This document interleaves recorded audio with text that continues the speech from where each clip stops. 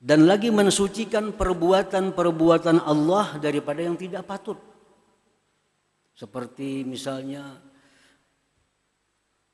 ma'iktirat kepada Allah. Kenapa Allah berbuat demikian kepadaku? Nah, itu orang yang belum beriman dengan Al-Quddus. Perbuatan Allah itu berputar hanya dua hal. Satu, anugerah. Dua, keadilan. Antara itu. Kalau kada Allah berbuat kemurahan dengan kita, Allah berbuat keadilan. Antara dua. Allah masukkan orang ke surga karena kemurahannya. Allah masukkan orang ke neraka karena keadilannya. Allah berikan hidayah si fulan ini karena kemurahannya. Allah berikan ini sesat karena keadilannya. Dua. Bila kada kemurahan, keadilan. Tidak sedikit pun bahwa Allah Ta'ala itu perbuatannya itu zalim. Walaupun sekilas dianggap sakit perbuatan Allah. Tapi seluruh yang diperbuat Allah itu walaupun sakit, walaupun pahit, tetapi bagi kita pasti ada hikmahnya. Jangan sampai karena kita ini banyak dapat musibah, segala macam musibah. Padahal kita sembahyang, padahal kita puasa, padahal kita zakat, padahal kita beribadah. Tapi banyak musibah datang, jangan sampai kita beranggapan, kenapa Tuhan macam ini? Kenapa orang sebelah nang kada sembahyang, nyamannya hidup? Aku nang sembahyang buha, membaca surah Waqiah, kenapa susah banyak hutang? Nang di sebelah mana berbuat riba segala macam, kenapa makmur? Jangan sampai demikian. Allah Maha Suci daripada berbuat kezaliman. Allah tidak akan menurunkan penyakit kepada kita, melainkan ada hikmah perbuatan Allah. Ada kebaikan yang dikehendaki oleh Allah Subhanahu wa taala kepada kita. Para muhibbin rahimakumullah. Seorang dokter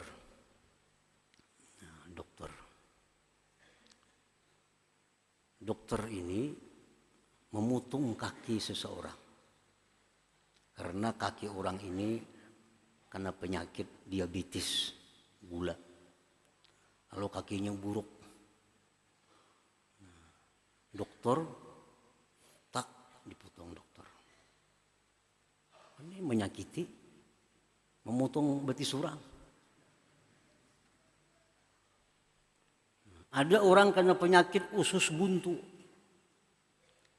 Dokter membedah, dibalahnya parut.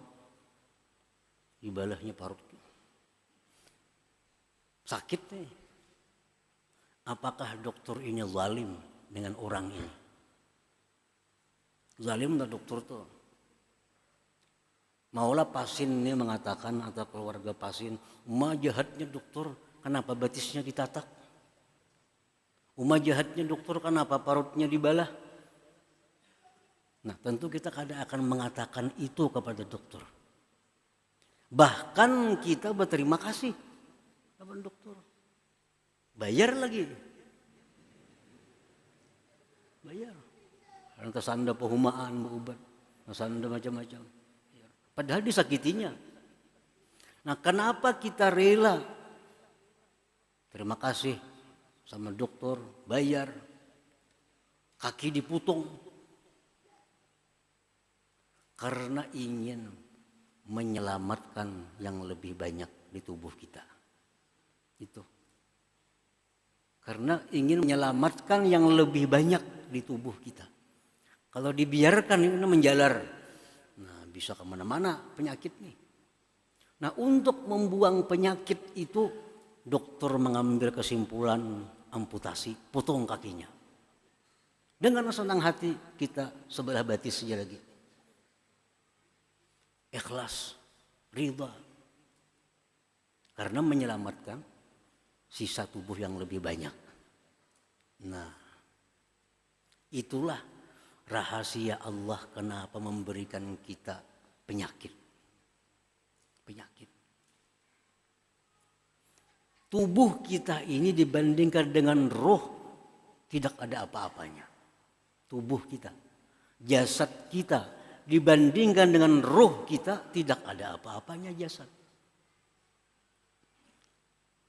Nah, karena roh kita ini banyak dosa. Roh kita ini banyak dosa. Banyak maksiat, banyak segala macam. Nah, untuk menyelamatkan roh kita ini di akhirat daripada api neraka, diberi Tuhan kita penyakit. Yang dengan penyakit ini Allah hapus dosa-dosa roh tadi. Nah, sehingga kita bersih dan berhak untuk masuk surga Allah Subhanahu wa taala. Nah, itu penyakit. Ini hadis yang sahih menyatakan demikian. Tidak ada satu penyakit pun yang diberikan Allah kepada manusia, melainkan ada dosa yang diangkat dari tubuh manusia itu. Mana kita sayangnya roh dengan jasad kita? Mana sayangnya? Sayang roh. Roh kekal. Jasad hancur. Sayang roh. Nah, kalau kita sayang roh, karena berharga roh daripada jasad, mestinya kita sakit itu kada perlu keluh kasah, kada perlu sedih, kada perlu macam-macam. Terimalah penyakit ini dengan lapang dada. Anggaplah ini dokter yang memutung kaki untuk menyelamatkan bagian tubuh yang lainnya. Jadi Allah menurunkan penyakit itu tujuannya adalah membersihkan rohani kita. Dengan penyakit itu roh kita jadi bersih dan kita selamat dari neraka, masuk surganya Allah Subhanahu wa taala. Mana ada manusia yang kada berdosa selain daripada para anbiya. Semua berdosa. Dan salah satu yang menghilangkan dosa adalah musibah, penyakit. Setiap kali penyakit walaupun kasusuban itu ada dosa yang dihapuskan dari Allah daripada kita. Nah, disinilah para orang-orang arif billah, orang-orang yang makrifat dengan Allah. Mereka bila dapat musibah, mereka bergembira. Mereka bergembira. Mereka dapat musibah, bergembira. Dapat penyakit, mereka bergembira. Kenapa? Karena ini adalah pembersihan. Agar rohku bisa bersih menghadap Allah Subhanahu wa ta'ala. Nah, jadi perbuatan Allah Ta'ala sedikit pun tidak ada zalim. Segala sesuatu yang diciptakan oleh Allah pasti ada hikmah di dalamnya. Pasti ada rahasia di dalamnya. Dan siapa yang tahu rahasia itu, maka dia dapat kebaikan yang sangat banyak.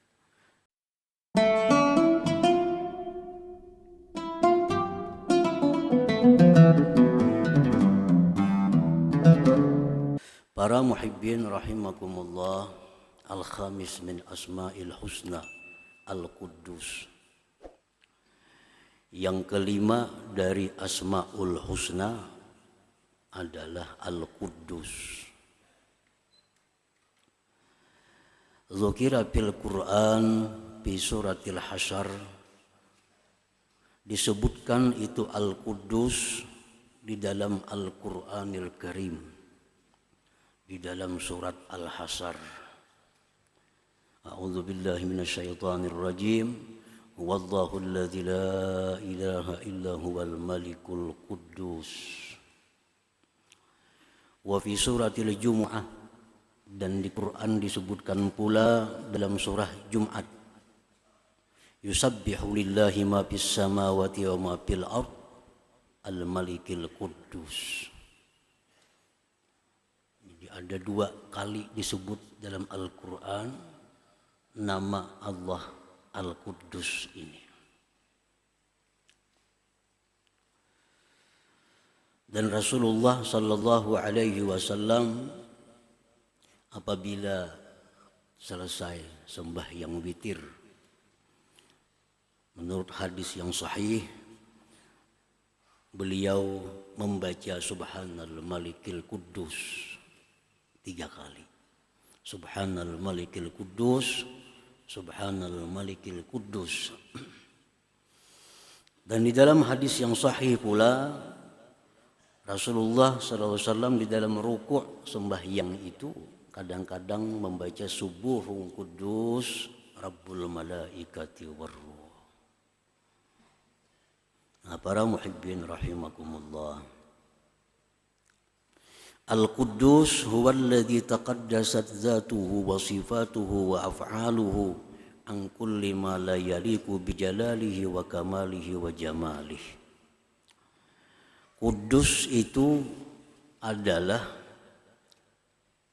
yang suci zatnya dan sifatnya dan perbuatan-perbuatannya dari tiap-tiap yang tidak layak dengan kebesarannya, kesempurnaannya, dan keelokannya. Nah, itu artinya Al-Quddus. Al-Quddus adalah yang maha suci zatnya, sifatnya, perbuatannya dari segala yang tidak patut dengan kebesaran, kesempurnaan, dan keelokannya. Nah, itulah terjemah Al-Quddus. Seringkali kita singkat dengan sebutan maha suci. Al-Quddus biasa diartikan dengan maha suci.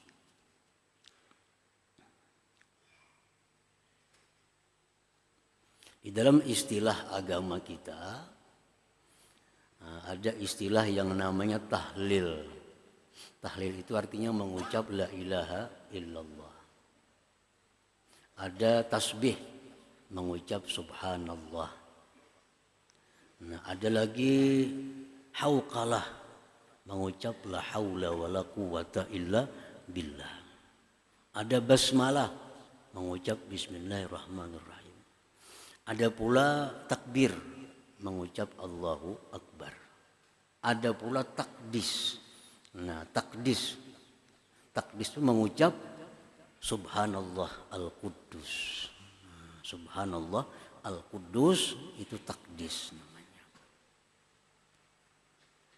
Jadi misalnya kita ayo bertahlil, artinya ayo mengucap la ilaha illallah, la ilaha illallah. Ayo bertasbih, mengucap subhanallah, subhanallah, subhanallah. Ayo bertakdis, subhanal Quddus, subhanallah al-Quddus, subhanallahil Quddus. Itu takdis.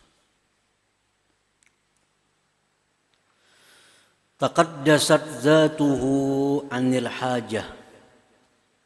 Maha suci zat Tuhan kita Allah Subhanahu wa ta'ala daripada hajat. Mustahil artinya Allah itu berhajat. Al-Quddus maha suci zatnya daripada berhajat. Bahkan selainnya yang berhajat kepadanya. Allah menyuruh kita taat bukan karena Allah perlu berhajat dengan taat kita. Allah menyuruh kita sembahyang 5 waktu sehari, bukan Allah berhajat kepada sembahyang kita itu. Jadi jangan kita kada sembahyang kita anggap Allah itu rugi. Allah kada perlu sembahyang kita. Taqaddasat zatuhu anil hajat, maha suci zat Allah daripada berhajat. Kita taat, kita maksiat itu kada ada sangkut paut dengan keesaan, kebesaran Allah. Nah, jadi kembalinya itu hajat apa taat itu kepada yang melakukannya, bukan kepada Allah Subhanahu wa ta'ala. Dalam hadis qudsi Allah berfirman, ya ibadi law anna awwalakum wa akhirakum wa insakum wa jinnakum kanu ala abjari qalbi rajulin wahid minkum ma naqasa dzalik min mulki syai'a. Ya ibadi law anna awwalakum wa akhirakum wa insakum wa jinnakum kanu ala atqa qalbi rajulin wahid minkum ma zada dzalika fi mulki syai'a. Ya ibadi law anna awwalakum wa akhirakum wa insakum wa jinnakum kanu ala abjari qalbi rajulin wahid minkum ma naqasa dzalik min mulki syai'a. Akhrajahu Muslim wa Tirmidzi. Wahai hamba-hambaku, jar Tuhan, jikalau orang yang pertama dari kalian, Nabi Adam, sampai yang terakhir hari kiamat, baik manusia maupun jin, semua itu manusia seperti Nabi Muhammad SAW. Semuaan manusia mulai Nabi Adam sampai hari kiamat, semua manusia jin seperti Nabi Muhammad SAW. Taatnya, takwanya, mazada dzalika fi mulki syai'a, sedikit pun tidak menambah kebesaran kerajaanku.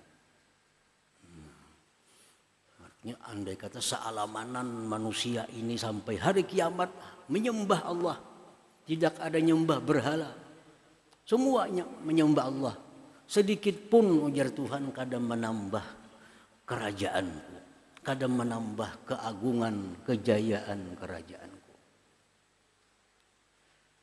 Dan hai hamba-hambaku, jikalau orang yang pertama dari kalian sampai yang terakhir, manusia maupun jin, mereka itu atas paling jahat hati seseorang dari kalian. Umpamanya dari Adam sampai hari kiamat macam Fir'aun semuaan manusia, satu pun kada menyembah Allah. Manakasa dzalika min mulki syai'a, tidak mengurangi yang demikian dari kerajaanku sedikit juga pun. Nah, ini artinya bahwa Allah itu tidak perlu sedikit pun kepada taat kita. Sedikit pun kada perlu. Dan Allah pun tidak merasa lemah, tidak merasa terhina kalau kita maksiat kepada Allah. Nah, itu Al-Quddus, taqaddasat zatuhu anil hajat, maha suci zatnya itu daripada berhajat. Wa anil mujid, maha suci zat Allah dari yang mengadakan. Berarti baharu maha suci daripada yang menciptakan. Wa anil imkan, maha suci zat Allah daripada mungkin. Mungkin itu artinya bisa ada, bisa kada ada. Macam kita ini mungkin bisa diadakan Allah, bisa tidak diadakan Allah.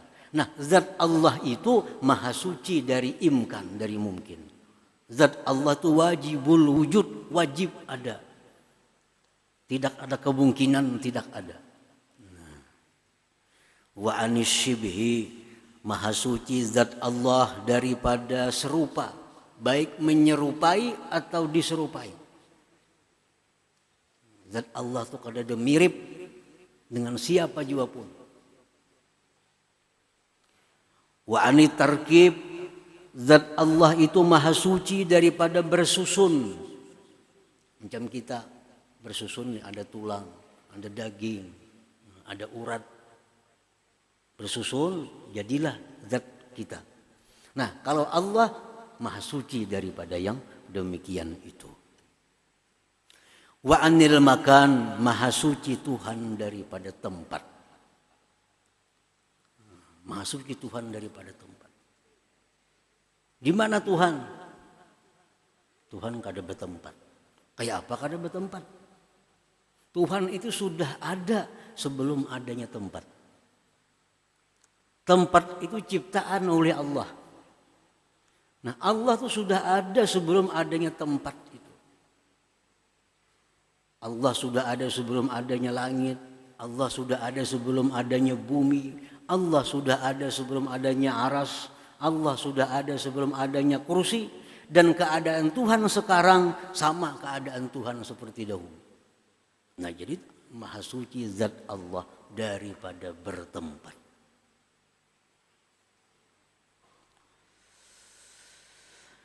Wa an idrakil hawas, dan maha suci zat Allah daripada diperdapati oleh panca indera. Nah, kalau bang Tuhan itu bisa disentuh, nah, Tuhan bisa dilihat dengan mata, maka dia bisa.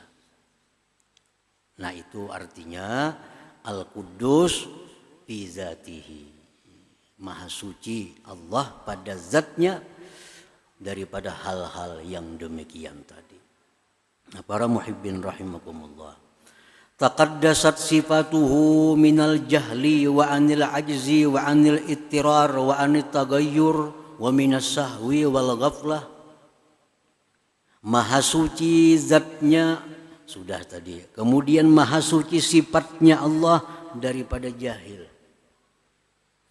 Bagi Allah tuh kada ada istilah kada tahu. Nah ini Al-Quddus. Al-Quddus. Kada ada Tuhan tuh kada tahu, kada ada. Wa anil ajzi daripada lemah. Lemah. Kada bisa berbuat. Kada mampu berbuat. Nah maha suci Tuhan dari itu. Wa anil ittirar dan maha suci sifat Tuhan itu daripada terpaksa. Kada kawa dipaksa Tuhan. Kayak apapun kita berdoa, bertandik, kada kawa dipaksa-paksa. Kada kawa dipaksa. Wa anit tagayyur maha suci sifat Tuhan daripada berubah. Kalau manusia berubah, mata dulunya tajam, sudah tuha jadi kabur. Penglihatan Allah kada bisa kabur. Maha suci Tuhan dari itu. Dan daripada lupa dan lengah.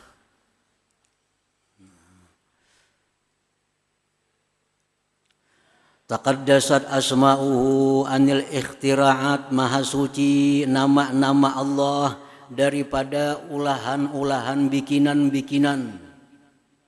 Lianna asma'ahu tauqifiyah, karena nama-nama Allah itu tauqifiyah, datang hanya dari Allah dan Rasul. Jadi kita kada bisa, kada boleh memberi nama kepada Allah sesuatu yang tidak di luar daripada nama-nama Allah itu. Kada bisa. Walaupun bagus artinya, walaupun indah, tapi kada termasuk dalam Asmaul Husna, kada bisa ditambah. Nah, Allah maha suci namanya daripada bikinan-bikinan manusia, bikinan-bikinan makhluk. Fala yusamma bil khair, Allah tidak bisa dinamai dengan khair. Baik, khair itu baik.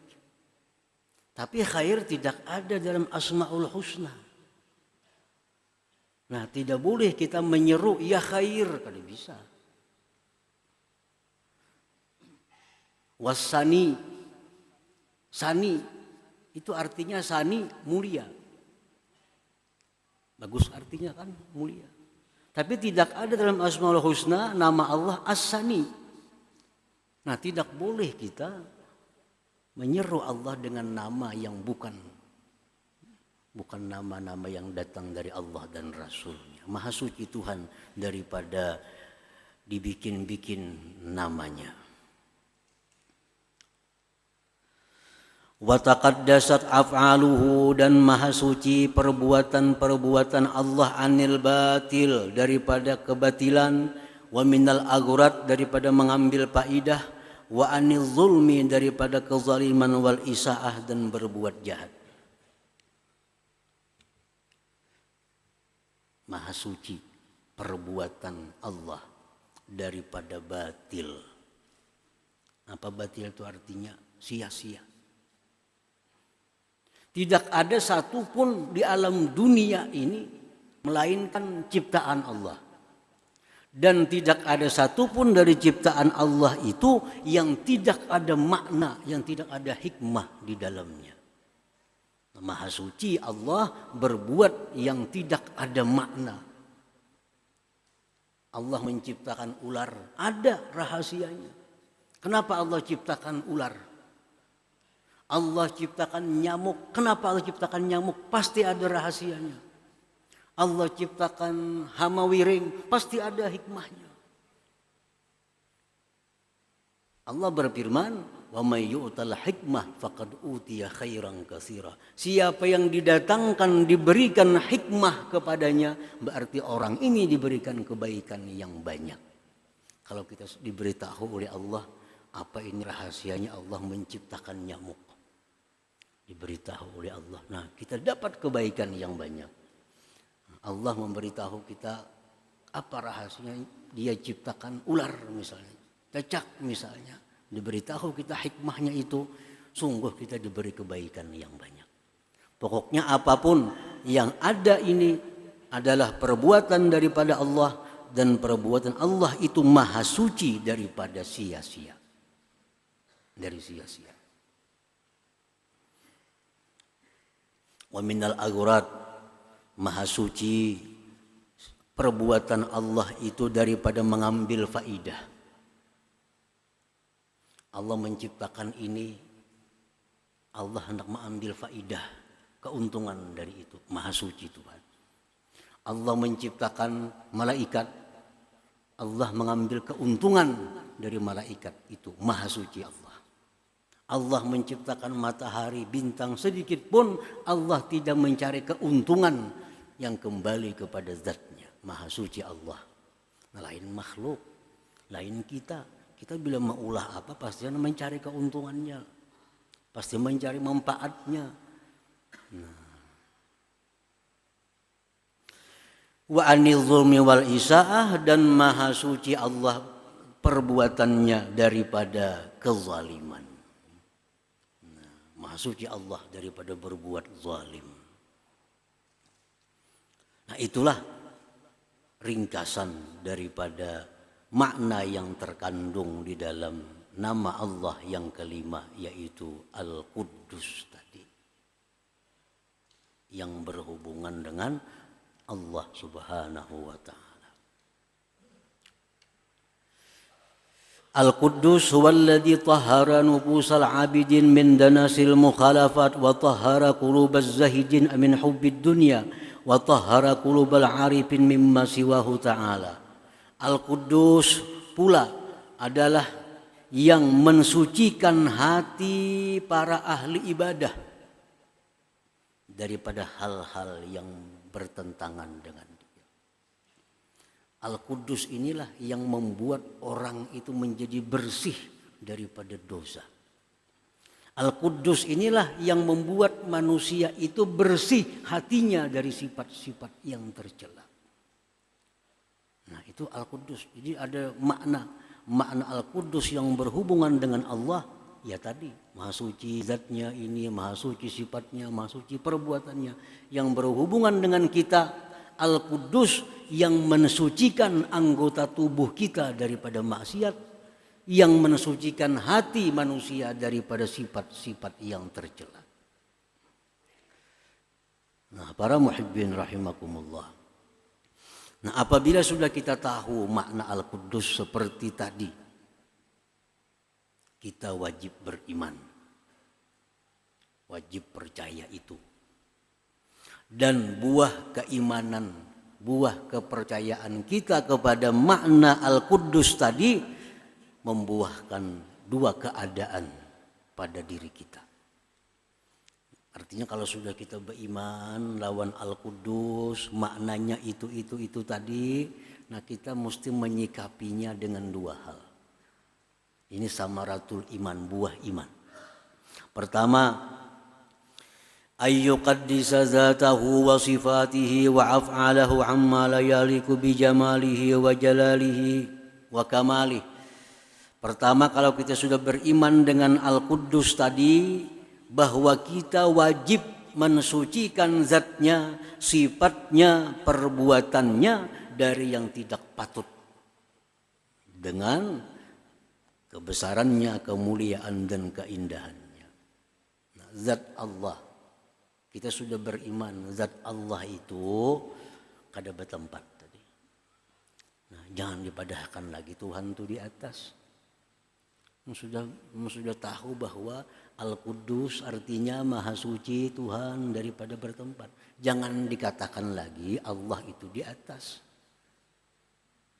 Muka hendak di atas, Jaka kehendak Allah pang nyamannya.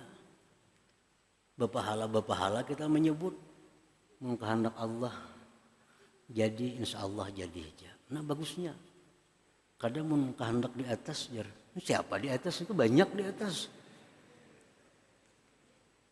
Ini kalimat yang salah. Kadang jadi pahala. Bahkan membahayakan akidah. Bila kehendak Allah jadi. Kada usah bila kehendak yang di atas. Kada usah.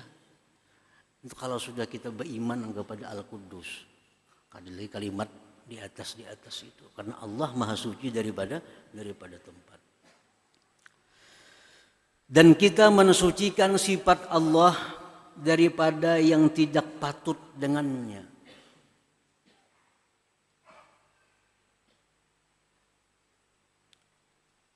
Mensucikan sifat Allah dari yang tidak patut. Misal kita mendesak Allah. Mendesak Allah. Ini orang kada beriman dengan Al-Quddus. Padahal Al-Quddus itu artinya Allah tidak bisa didesak. Maha suci Allah daripada dipaksa.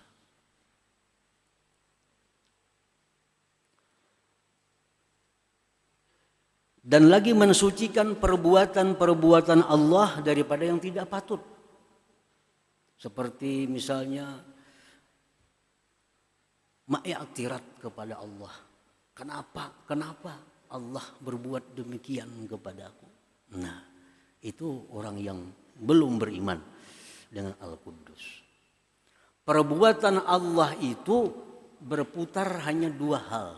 Satu, anugerah. Dua, keadilan. Antara itu. Kalau kada Allah berbuat kemurahan dengan kita, Allah berbuat keadilan. Antara dua. Allah masukkan orang ke surga karena kemurahannya. Allah masukkan orang ke neraka karena keadilannya. Allah berikan hidayah si fulan ini karena kemurahannya. Allah berikan ini sesat karena keadilannya. Dua. Bila kada kemurahan, keadilan. Tidak sedikit pun bahwa Allah Ta'ala itu perbuatannya itu zalim. Walaupun sekilas dianggap sakit perbuatan Allah. Tapi seluruh yang diperbuat Allah itu walaupun sakit, walaupun pahit, tetapi bagi kita pasti ada hikmahnya. Jangan sampai karena kita ini banyak dapat musibah, segala macam musibah. Padahal kita sembahyang, padahal kita puasa, padahal kita zakat, padahal kita beribadah. Tapi banyak musibah datang, jangan sampai kita beranggapan, kenapa Tuhan macam ini? Kenapa orang sebelah nang kada sembahyang, nyamannya hidup? Aku nang sembahyang buha, membaca surah Waqiah, kenapa susah banyak hutang? Nang di sebelah mana berbuat riba segala macam, kenapa makmur? Jangan sampai demikian. Allah maha suci daripada berbuat kezaliman. Allah tidak akan menurunkan penyakit kepada kita, melainkan ada hikmah perbuatan Allah. Ada kebaikan yang dikehendaki oleh Allah Subhanahu wa taala kepada kita. Para muhibbin rahimakumullah. Seorang dokter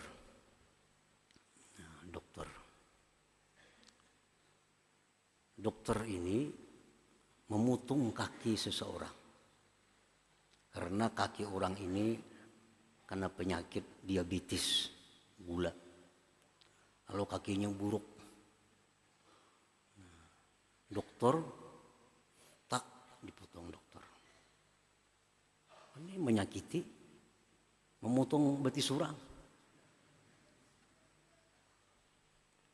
Ada orang kena penyakit usus buntu. Dokter membedah, dibalahnya parut. Sakit nih. Apakah dokter ini zalim dengan orang ini? Zalim tak dokter tuh. Maulah pasien ini mengatakan atau keluarga pasien, jahatnya dokter, kenapa batisnya ditatak? Jahatnya dokter, kenapa parutnya dibalah? Nah tentu kita kadang akan mengatakan itu kepada dokter. Bahkan kita berterima kasih kepada dokter. Bayar lagi. Bayar. Karena kesanda pehumaan, berobat. Kesanda macam-macam. Padahal disakitinya. Nah, kenapa kita rela? Terima kasih sama dokter, bayar. Kaki dipotong. Karena ingin menyelamatkan yang lebih banyak di tubuh kita. Itu. Karena ingin menyelamatkan yang lebih banyak di tubuh kita. Kalau dibiarkan ini menjalar, nah bisa kemana-mana penyakit nih. Nah, untuk membuang penyakit itu dokter mengambil kesimpulan amputasi, potong kakinya.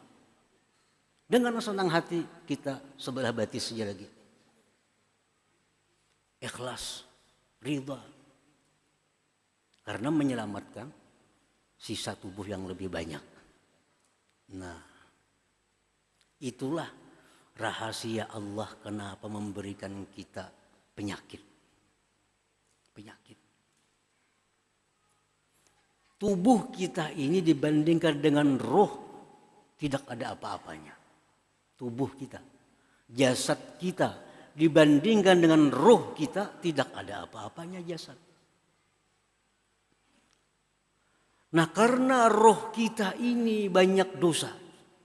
Nah, roh kita ini banyak dosa. Banyak maksiat, banyak segala macam.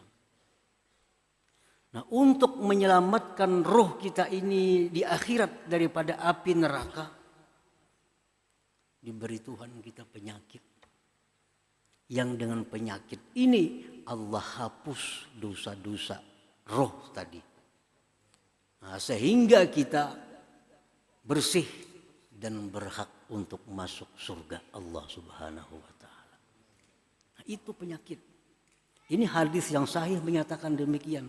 Tidak ada satu penyakit pun yang diberikan Allah kepada manusia, melainkan ada dosa yang diangkat dari tubuh manusia itu. Mana kita sayangnya roh dengan jasad kita? Mana sayangnya? Sayang roh.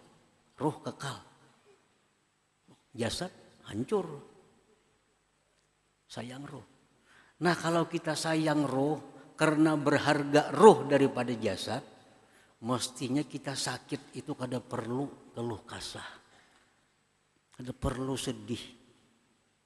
Kada perlu macam-macam. Terimalah penyakit ini dengan lapang dada. Anggaplah ini dokter yang memotong kaki untuk menyelamatkan bagian tubuh yang lainnya.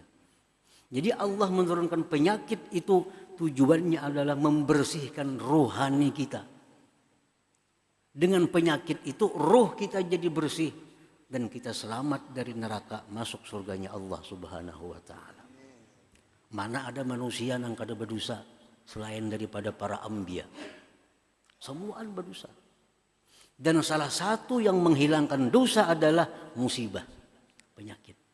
Setiap kali penyakit walaupun kasusuban itu ada dosa yang dihapuskan dari Allah daripada kita.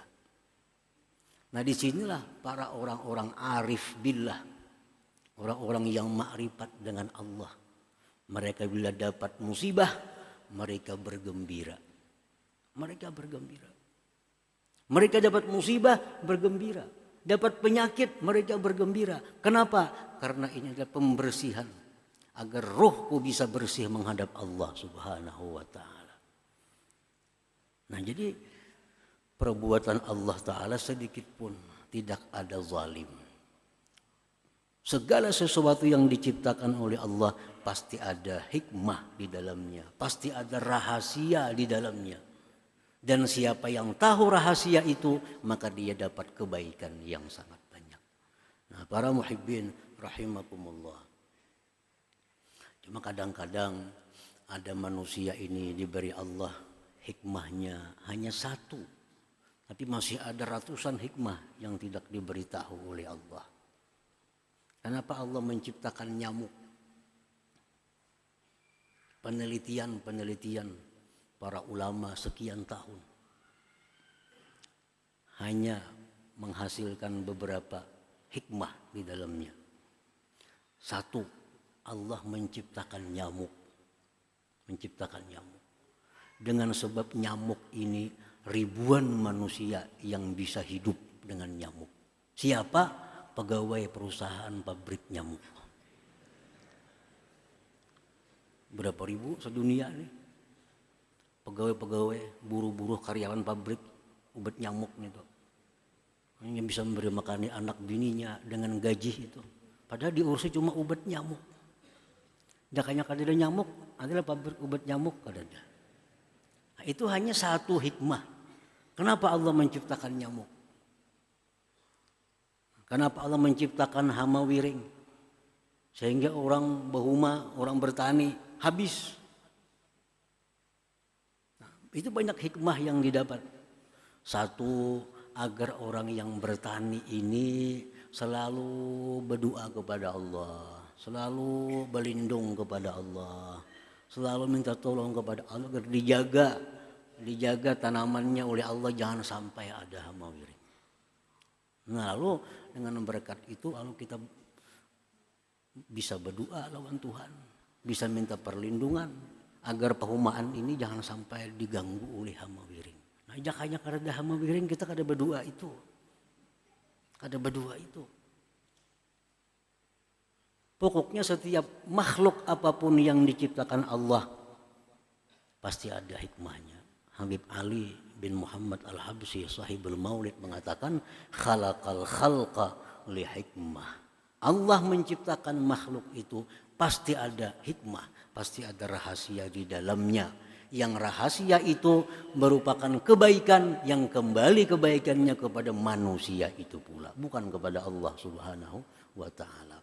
Nah, itu artinya kita mensucikan zat Allah daripada yang tidak layak, mensucikan sifat Allah dari yang tidak layak, mensucikan perbuatan Allah dari yang tidak layak. Itu buah keimanan kita kepada Al-Quddus tadi. Nah, para muhibbin rahimakumullah. Selanjutnya yang kedua adalah wa ayyuqaddisa jawarihahu 'anil ma'siyah wa dzalika bitaubah wa batinahu 'an sifatil mazmumah wa dzalika birriyadah wal mujahadah. Nah, orang yang beriman kepada Al-Quddus, satu, mensucikan Allah tadi. Yang kedua, dia mensucikan anggotanya daripada maksiat. Caranya bitaubah, dengan tobat. Dan mensucikan batinnya dari sifat-sifat tercela. Sombong, angkuh, ria dan sebagainya, dengki, dendam.